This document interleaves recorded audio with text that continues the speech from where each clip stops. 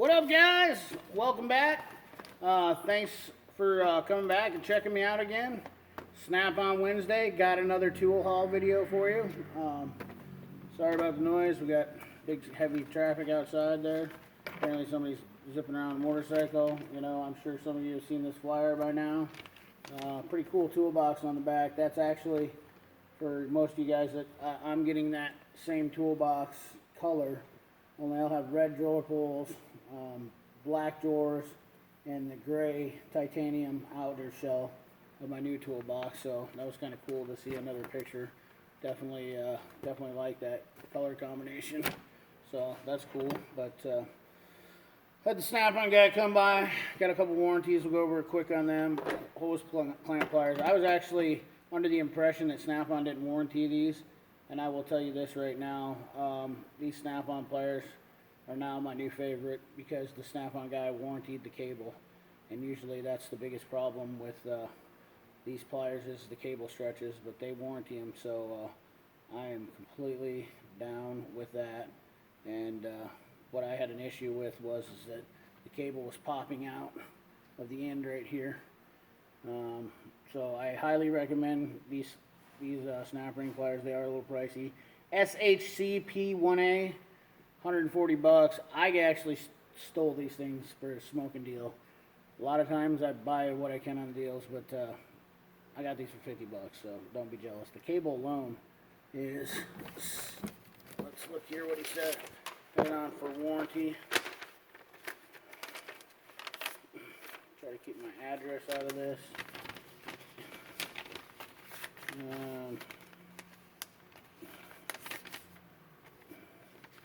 And the prices I paid.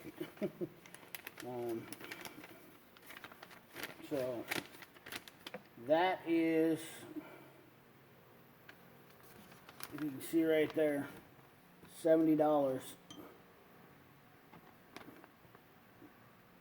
$70.20, what that says for that. So that is half the price of the tool right there. That's more than what I paid for the tool. So once again, Snap-on guy for the win. Like I said, I picked up this driveline socket. These 6 suckers aren't cheap. This is 12 millimeter 12 point. SAM 6194. Looks like that's the part number for it. These are about 60 bucks. I don't know if I see what this is. This price on that's about $60, I think. Yeah, $62.55. No, correction. 54 bucks. This, however, was $62. Now, I'll save this for last. I'm just going to go over this right now, but I'll come back to this at the end. I also had to get my 1/4 inch driver warranted. This sucker was old and got it changed out, so that's a warranty item too. Then I picked up, I wanted a 10 millimeter. I like, if you guys haven't seen these, they're magnetic sockets. See how that magnet's all the way out the end there? They're good, strong magnets. But they got a spring, they're spring loaded, so they go in like that. So I wanted a 10 millimeter to see if I liked it. I'll probably buy the whole set, trade out some of my other ones maybe or something, I don't know. I think I have 2 or 3 1/4 inch sets like that, but that magnetic deal, that's pretty cool. It doesn't go all the way through, but if you got a deeper bolt and you need to use a 10 millimeter, that's the ticket. So picked up that, warrantied out. That little sucker is not cheap neither. What's that? 36 bucks for that socket. Whew. Yeah, good lord. So next item, he was getting rid of these. I guess this is the last one they had. I don't have any oil filter sockets. I typically do not do oil changes. So yeah, got this set for 40 bucks. Just thought, you know, I have had to do a few of them and I get by, but I'd rather do it the right way. Then I bought some of the Instinct Snap-on screwdrivers to do a comparison on. I'm going to do a video review between these screwdrivers. I seen another channel, I can't remember, it had a really good review on it. I don't remember the guy's name, but he was a pretty cool guy down south somewhere, I think. But he did a good review on these screwdrivers. I just want to see a side-by-side comparison of them actually in action, tools in action type deal, and see what they do there, just for future reference. But anyhow, moving forward, I picked up an oxygen sensor wrench. Mine grew legs and walked off, so I had to bite the bullet on buying that one, and the $105 price tag that comes with that. And this part number is a SWR1A. SWR1A. These things are handy and pretty much my go-to when I go to doing oxygen sensors. And then the final thing that I got was this Master Cool AC valve cord remover or installer. What it does is it basically removes and installs the valve cords without having to recharge the system. You place this guy on here and use this valve here. Then I'm just going to throw around. It's an expensive set. He had a deal on them. He set them for 200 bucks. So that was like 50 bucks off. So basically you put this on there. It's got a seal in here. Screw that down like that. Slide your core tool in there. Pull that back. Pull that back up to the top. Shut your valve off. So now your valve's closed, which seals your system. Pull your core out, and voila. And then you use these adapters for whichever side you're on for a quick connect. So let's say you're using the high side or low side. Let's see here, that'd be the low side. You screw this in here, do your quick connect, put that in there, pop it on there, put in the appropriate valve cord, and voila, you're done deal. So a lot of controversy on those, whether or not that's the proper way to do it. I get it. I mean, if your system's a little low, then you don't want to, but if you've ever worked on a used car lots, and I have a used car lot that comes in, and I prefer not to work on their cars because they're cheap, super cheap, but that's why I don't buy a used car lot car. Anyways, yeah, so the long and short of it is that they never want to pay for anything.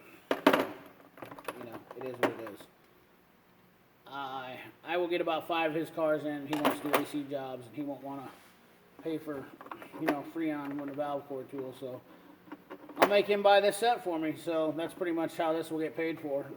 5 cars, guaranteed. So back to the quick. I want to get this, keep this under 15 minutes again.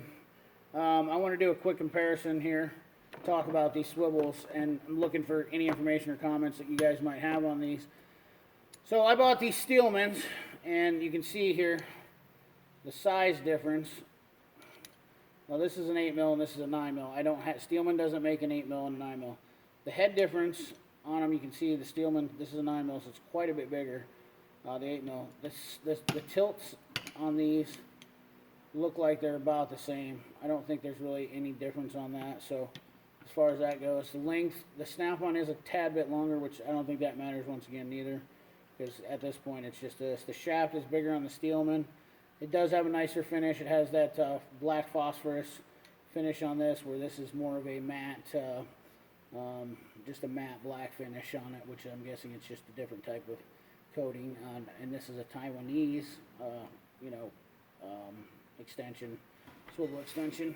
So I have the whole set of Steelman swivels, and I'll just run these down, show you real quick here.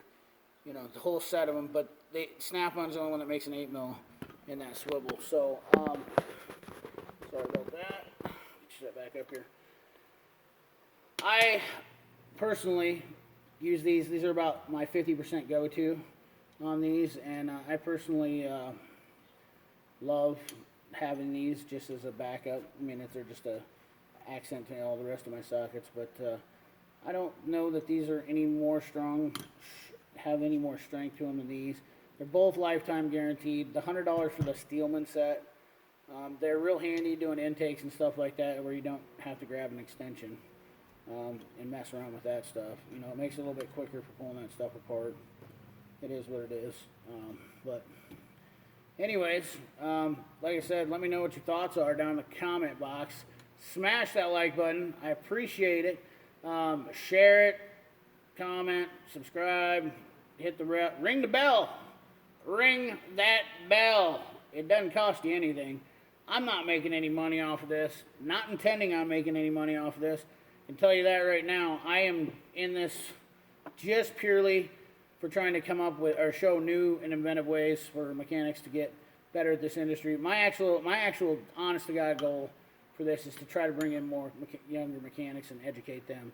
I have 2 guys that work for me that are in their early 20s right now, and they're good mechanics. And we're getting them pushed into the right direction.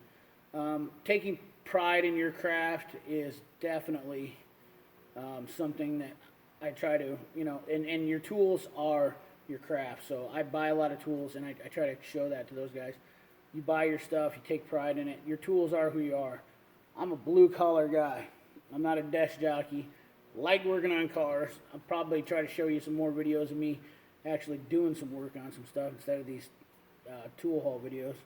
But I'm a tool addict, so I love tools, you know. Another disclaimer was I was a tool dealer about 15 years ago, so I do have a fairly good knowledge, wealthy knowledge, and I'll tell you what, I've always been a fan of, like, I get magazines and stuff like that. I really like to follow the tool world. Some things I might be off on, but I'm try to stay fairly knowledgeable on the tool world. So, and I just like to stay educated, you know, as far as cars goes and whatnot. But I appreciate you guys watching. Like I said, comment, like, subscribe, ring that bell, get that notification every time I send you something new. Won't have any more tool hauls for a little bit. I think I'm pretty good for a while. I just spent about $4,000 on actual tools, so I don't really need anything else. Gonna pay these bills off. I got, you know, I knock them out real quick, get some work in here, get that stuff out, and then we'll move on. But in the meantime, I'll do some comparisons and reviews. I want to do these Snap-on comparison reviews against, you know, versus the Instinct versus the Matco versus the Max screwdrivers. I mean, the big 3, that's my deal. I don't have a corn wheel dealer. I've never, ever had a corn wheel dealer. I would like to have a corn wheel dealer. To be fair, I am all about buying tools from everybody, but I would like to have a comparison between all those. But for the big 3, in my opinion, it's Max, Snap-on, Matco. That's all there is to it. Corn wheel's just not relevant in this area of the country. We're in the Midwest, the Rust Belt. I don't have anything against them. I've never owned a corn wheel tool, never bought a corn wheel tool, never even been on a corn wheel truck. So, in 20 years of working on cars, we just don't have them here. I'm in Iowa, for you guys that don't know, and it's cold in the winters, lots of rust. So that's, I got to do that stuff. I did pick up a heat induction gun, a Venom heat induction gun. That thing's awesome. I will do a review on that. I didn't do a tool haul on it. I didn't do a tool haul on a lot of stuff, but we're going to do some stuff on that Venom here, especially once it gets a little bit colder, but that's something we're going to use more. But anyways, thanks again, guys. Sorry I went on a little long there. Appreciate you watching. Like, share, comment, subscribe, ring that bell. Ring-a-ding-a-ding. It don't cost you anything, as you know, some of the guys say, but I appreciate it when you do. I'm not out here looking to make money off this. Like I said, information, showing you new tools, better ways to do stuff, maybe talk about some stuff like that. I am definitely one of those guys that wants to find those ways to cut your time down, save everybody some time. I got a Dodge truck, the next stall over here that I got to get on, and it's got I think it's got an immobilizer or security issue.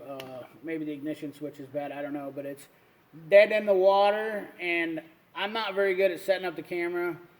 Takes a lot of time, and I'm not patient enough. I am patient, but I'm not patient enough to set the camera up to do these videos for me working on stuff, so I'll have to work on doing that. But anyways, guys, thanks a lot. Have a great day. Thanks for watching.